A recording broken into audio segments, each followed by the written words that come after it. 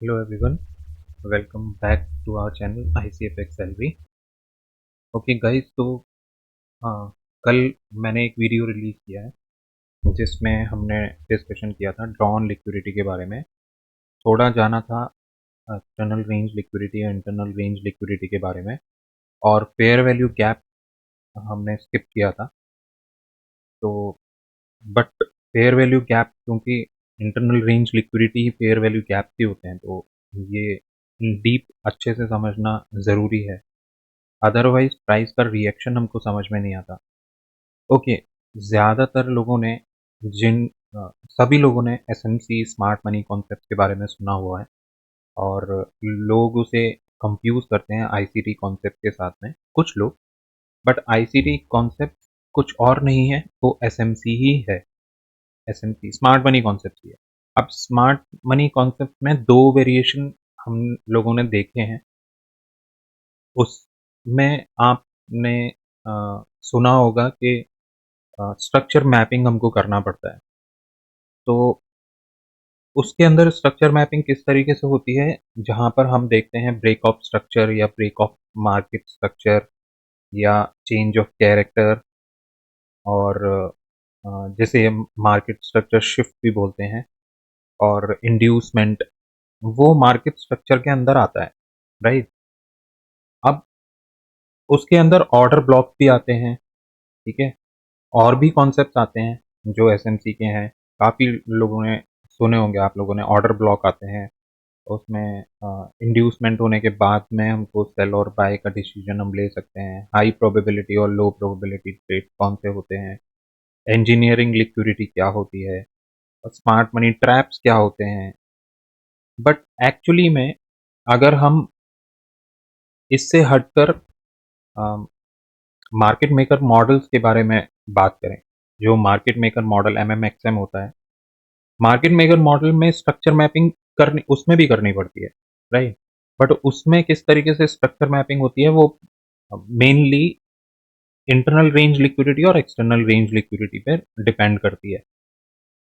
और प्राइस उन लोग जो मार्केट मेकर मॉडल्स के अकॉर्डिंगली उन कॉन्सेप्ट्स पर जो ट्रेड्स करते हैं, उनका बिलीव है कि प्राइस प्राइस सिर्फ लिक्विडिटी ग्रैब करने के लिए अपसाइड और बॉटम साइड, वो लिक्विडिटी हंट करके ही प्राइस मूव करता है। और यही सबसे बड़ा ट्रुथ है, क्योंकि अगर लिक्विडिटी नहीं होगी तो चार्ट मूव नहीं करेगा। ओके, अब क्योंकि जो लिक्विडिटी क्रिएट होती है वो एक्सट्रीम्स पर होती है, और वो एक्सट्रीम टाइम के साथ में चेंज हो सकते हैं, ठीक है। इसीलिए टाइम को फ्रैक्टल बोला गया है। तो एक टाइम फ्रैक्टल मॉडल भी है जो हम आगे चल के सीखेंगे, मैं आप लोगों को बताऊंगा।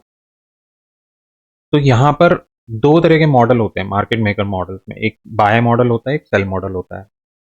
और वो किस तरीके से होता है, ये बाय मॉडल है। प्राइस अप साइड जा रहा है, कैसे जा रहा है, एक higher high higher low higher high higher low create करते हुए ऊपर जा रहा है, और इसी को हम बोलते हैं एक्सपेंशन बेसिकली।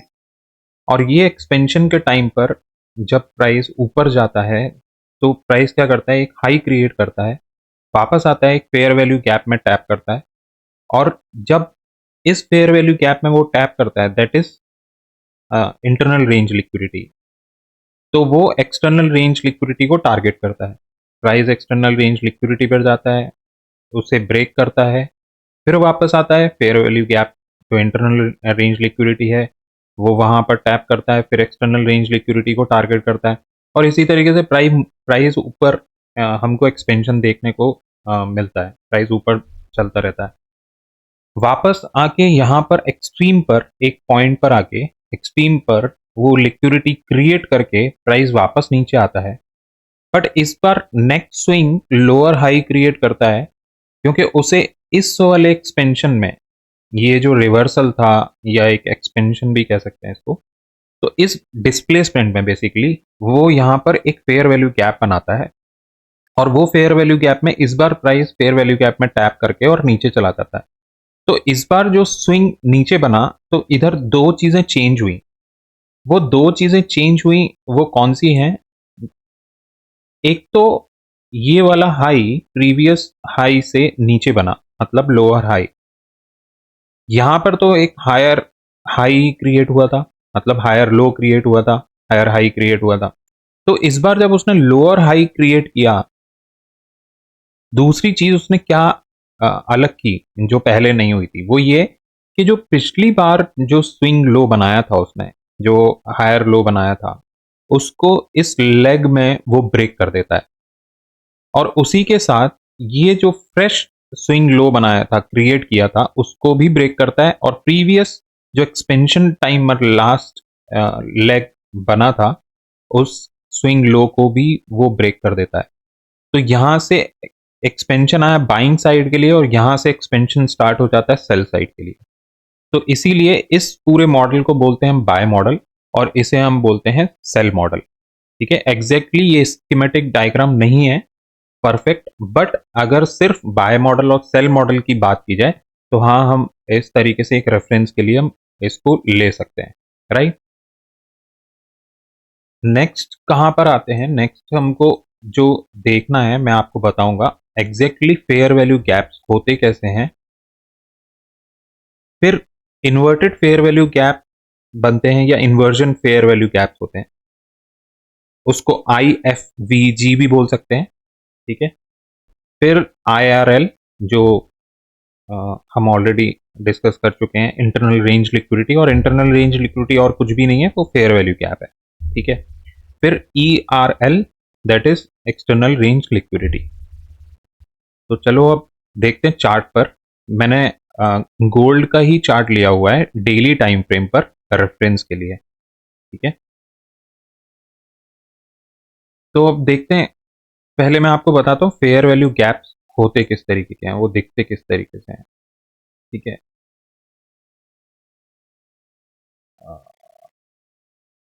ऑल राइट,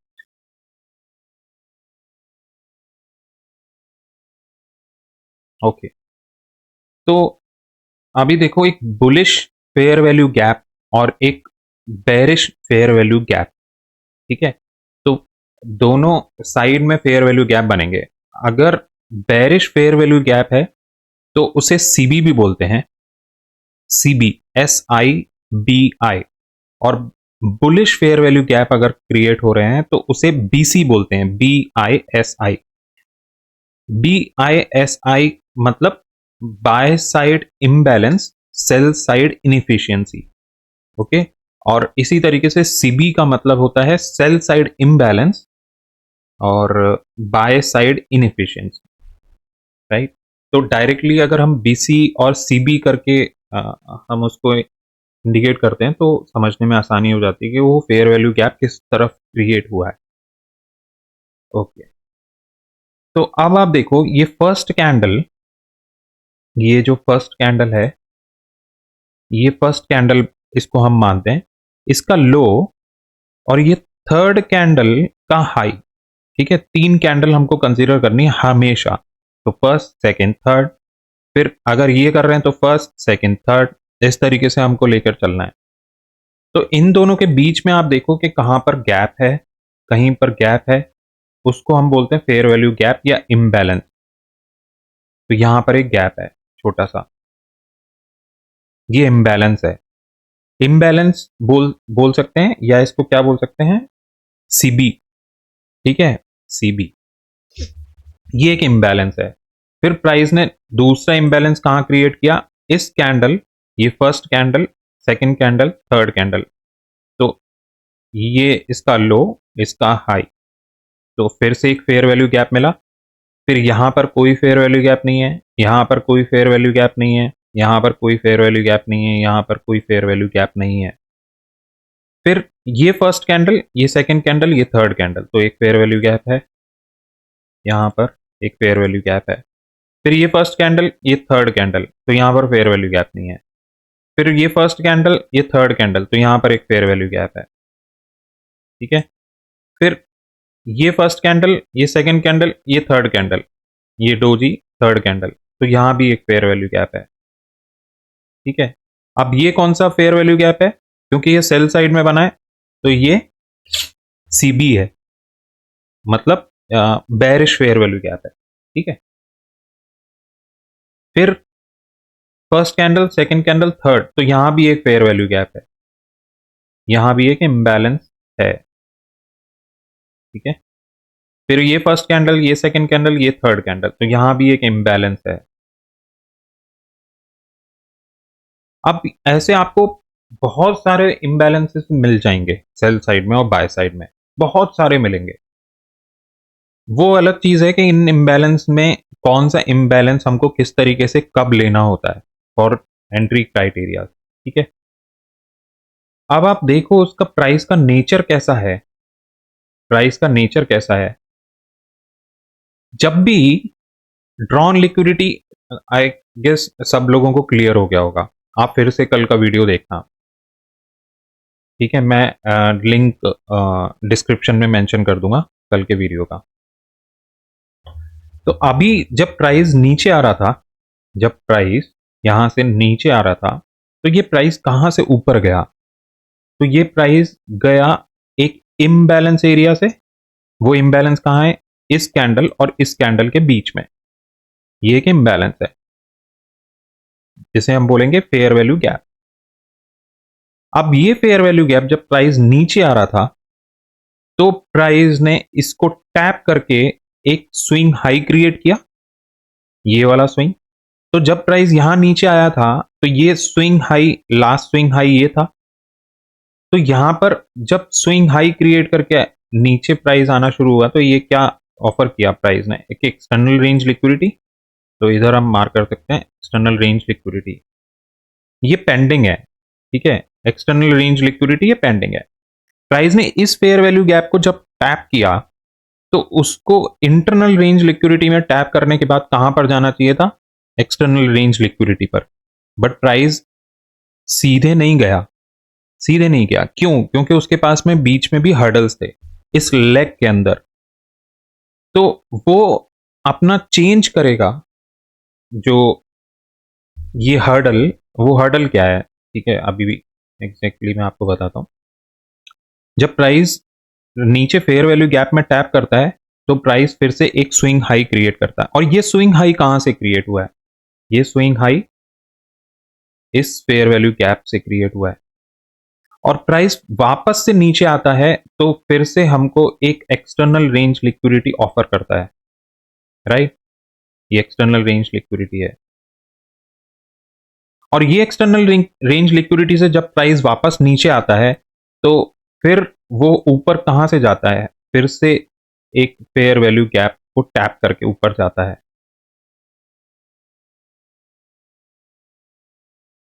ठीक। प्राइस फेयर वैल्यू गैप को टैप करता है, ठीक है। अब अब आप देखो प्राइस का इसके साथ में ड्रॉन लिक्विडिटी किस तरीके से हमको काम आती है। जब प्राइस ने इस फेयर वैल्यू गैप को टैप किया और प्राइस ने क्लोजिंग ऊपर दी, नेक्स्ट क्लोज जब इस कैंडल के हाई के ऊपर मिला, तो ड्रॉ हर कैंडल के हाई के ऊपर शिफ्ट होता चला गया।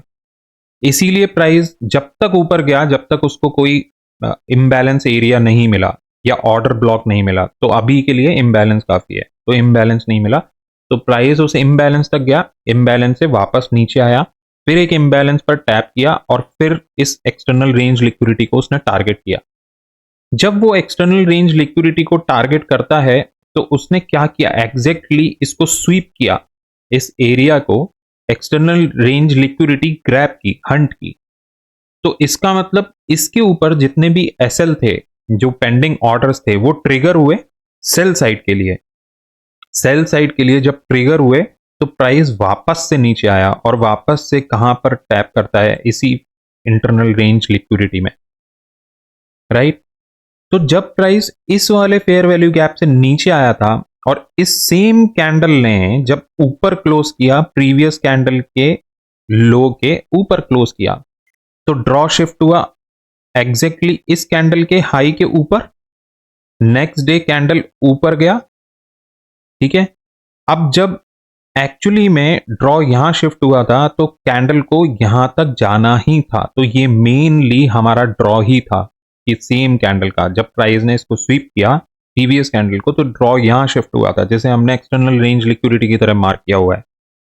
बट इसी वाले ड्रॉ पर प्राइस फिर से वहां से शिफ्ट करता है, एक डिस्प्लेसमेंट शो करता है हमें नीचे की तरफ। अब देखो यहां पर ये जितना भी प्राइस एक्शन, कंसोलिडेशन, एक्यूमुलेशन यहां पर हुआ है, ये क्यों हुआ? प्राइस यहां से एकदम ऊपर नहीं जा पाया, क्यों? क्योंकि यहां पर एक इम्बैलेंस क्रिएटेड था, और इसी इम्बैलेंस से वो, ये उसके लिए एक चैलेंजिंग एरिया था।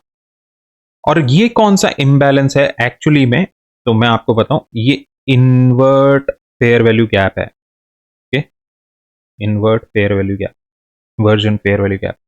क्योंकि ये फर्स्ट कैंडल और ये थर्ड कैंडल के बीच में एक गैप था, जिसे इसी कैंडल, सेम कैंडल ने वन टाइम में ब्रेक कर दिया, तो ये इन्वर्टेड फेयर वैल्यू गैप हो गया, राइट?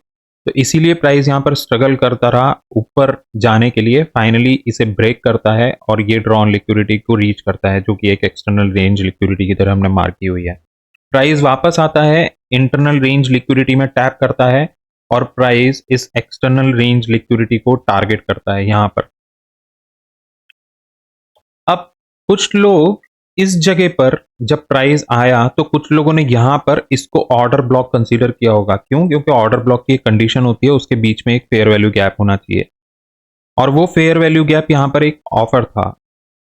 जो सेल, इस सेल मूव आने से पहले लास्ट बाइंग कैंडल होती है, उसे ऑर्डर ब्लॉक कंसीडर करते हैं, ठीक है? अब जिन लोगों ने इसे ऑर्डर ब्लॉक कंसीडर किया, तो प्राइस ने एग्जैक्टली वहां से छोटा सा एक रिएक्शन शो किया, यहां से प्राइस ने रिएक्ट किया, बट प्राइस यहां से नीचे नहीं गया, क्योंकि ये ऑर्डर ब्लॉक नहीं है, ये सही ऑर्डर ब्लॉक नहीं है।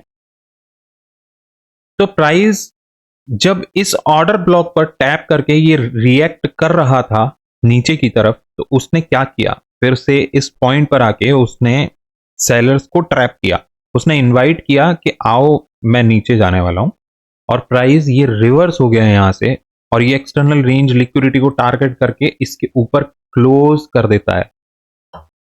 तो फाइनली जब प्राइस ये रिवर्सल शो कर रहा था, तो प्राइस यहां से ये टैप करने के बाद ये कहां पर से रिवर्स हुआ एक्चुअली में, तो वो ये फेयर वैल्यू गैप है। इस फेयर वैल्यू गैप एरिया से वो फिर से आ, वो फिर से रिवर्स हो गया प्राइस। तो ये अगर ये इंटरनल रेंज लिक्विडिटी थी, तो उस टाइम के लिए एक्सटर्नल रेंज लिक्विडिटी क्या थी? वो यही थी, ये वाला high, swing high, sorry sorry guys, ये वाला हाई एक्सटर्नल रेंज लिक्विडिटी था। Invert in internal range liquidity to external range liquidity, extreme range liquidity, ये ERL, वो उसके ऊपर हमें क्लोज मिला। उसके ऊपर क्लोज मिलने के बाद ड्रॉ कहां शिफ्ट हुआ? इस कैंडल के हाई के ऊपर। प्राइस ऊपर गया, नीचे क्लोज देता है, नीचे क्लोज देने के बाद में नेक्स्ट कैंडल का ड्रॉ कहां शिफ्ट हुआ? इस कैंडल के लो के नीचे। तो प्राइस नीचे गया, फिर वापस ऊपर गया, फिर इस हाई के ऊपर जाकर और नीचे ही क्लोज कर देता है। नेक्स्ट कैंडल फिर से एक एक्सपेंशन कैंडल है, ड्रॉ कहां शिफ्ट होता है? यहां पर, फिर ड्रॉ शिफ्ट होता है यहां पर। नेक्स्ट कैंडल आती है, लो को मैनिपुलेट करती है, और ये लो मैनिपुलेट करने के बाद ये कैंडल फिर से ऊपर जाकर क्लोज होती है, और ये एग्जैक्टली कहां से क्लोज होती है? फिर से इसी फेयर वैल्यू गैप से।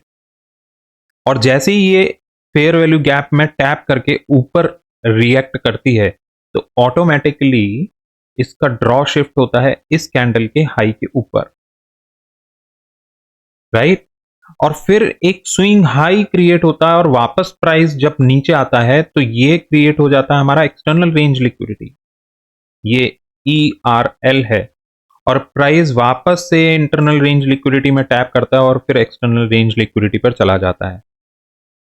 इसी तरीके से इस वाले एरिया में भी प्राइस किस तरीके से नीचे आया और कहां से ऊपर गया, तो आप देखोगे ये एक इंटरनल रेंज लिक्विडिटी है, क्योंकि प्राइस ने प्रीवियस स्ट्रक्चर ब्रेक किया, और वहां पर इंटरनल रेंज लिक्विडिटी ऑफर की साथ में प्राइस ऊपर से नीचे आया, इंटरनल रेंज लिक्विडिटी में टैप किया, ऊपर की तरफ जाने लगा, तो ऑटोमेटिकली एक्सटर्नल रेंज लिक्विडिटी कहां शिफ्ट हो गई? इसके हाई पर। तो इसे हम एक्सटर्नल रेंज लिक्विडिटी भी बोलेंगे, राइट? अब इसी तरीके से मैं आपको आज ही का रीसेंट एग्जाम्पल अभी मार्केट चालू है, 21 तारीख है। मैं आपको आज का एक रीसेंट एग्जांपल देता हूं। प्राइस यहां से नीचे आया तो ये प्रीवियस हाई था जो स्वीप हुआ था, राइट? प्रीवियस हाई स्वीप हुआ था, सॉरी, और प्रीवियस हाई स्वीप होने के बाद प्राइस जब नीचे आया तो ये कहां से ऊपर गया, यहां से, इसी फेयर वैल्यू गैप से। और ये फेयर वैल्यू गैप अगर इंटरनल रेंज लिक्विडिटी है तो प्राइस किसे टारगेट करेगा? ये एक्सट्रीम रेंज लिक्विडिटी को, राइट? तो प्राइस ने क्या किया ऊपर जाने के से पहले? प्राइस ने क्या किया? प्राइस ने प्रीवियस कैंडल की लिक्विडिटी को हंट किया, उसको स्वीप किया। इस fair value gap, internal range liquidity या फेयर वैल्यू गैप, इस फेयर वैल्यू गैप से कभी उसे ब्रेक नहीं कर पाया और प्राइस ने ड्रॉ शिफ्ट किया इसके हाई पर, ड्रॉ शिफ्ट किया इसके हाई पर। तो लास्ट वो टारगेट किसे कर रहा है? इंटरनल रेंज लिक्विडिटी को। तो प्राइस अब वो सॉरी एक्सटर्नल रेंज लिक्विडिटी को, और प्राइस इस एक्सटर्नल रेंज लिक्विडिटी तक पहुंच जाना चाहिए। अगर इसे वापस नीचे आना है तो क्या कर सकता है? वो इस हाई को मैनिपुलेट करेगा और फिर नीचे आएगा, ठीक है? वो एक अलग चीज है। अब मैं आपको 4 आवर टाइम फ्रेम पर दिखाता हूं कि ये किस तरीके से रिएक्ट कर रहा था। आज प्राइस कहां से ओपन होता है? आज की गोल्ड में ओपनिंग है इस कैंडल पर, ठीक है? अब यहां पर एक फेयर वैल्यू गैप है। प्राइस ये हाई पर स्विंग हाई ये क्रिएट करके आता है विदाउट मैनिपुलेटिंग दिस हाई, और वापस आता है इस फेयर वैल्यू गैप में, टैप करता है और क्लोज हो जाता है फ्राइडे को। आज जब ओपनिंग होती है तो प्राइस क्या करता है? 4 आवर पर फ्राइडे की लास्ट कैंडल लो को मैनिपुलेट करता है, इंटरनल रेंज लिक्विडिटी जो है EIRL एरिया में टैप करता है और वापस उसका टारगेट क्या हो जाता है? ये एक्सटर्नल रेंज लिक्विडिटी। और अब एक्सट्रीम, क्योंकि हम डेली टाइम फ्रेम भी देख कर आए थे, तो डेली टाइम फ्रेम के अकॉर्डिंगली एक्सटर्नल रेंज लिक्विडिटी यहां पर है। तो नेक्स्ट टारगेट प्राइस का यही है गोल्ड के अंदर, राइट? तो गाइज आई होप कि आपको इंटरनल रेंज लिक्विडिटी और एक्सटर्नल रेंज लिक्विडिटी के बारे में थोड़ी क्लैरिटी मिली होगी, और ये एक्सपेंशन किस तरीके से आते हैं ये आपको क्लियर हुआ होगा। अब इस सीरीज में नेक्स्ट वीडियो जो मैं कंसीडर करके आपके पास लेके आऊंगा, उसमें मैं प्रोबेबली आपको change in state of delivery के एग्जांपल्स दूंगा, किस तरीके से change in state of delivery होती है। और उसके बाद ये पूरा कोशिश करूंगा कि यहाँ पर गोल्ड में ये पूरा प्राइस एक्शन कहाँ पर ट्रेड बनाई जा सकती थी इस पूरे प्राइस एक्शन में, वो मैं आपके साथ में शेयर कर पाऊँ। So that's it. Thank you guys for watching the video. मिलते हैं नेक्स्ट वीडियो में। सी यू देन, बाय बाय।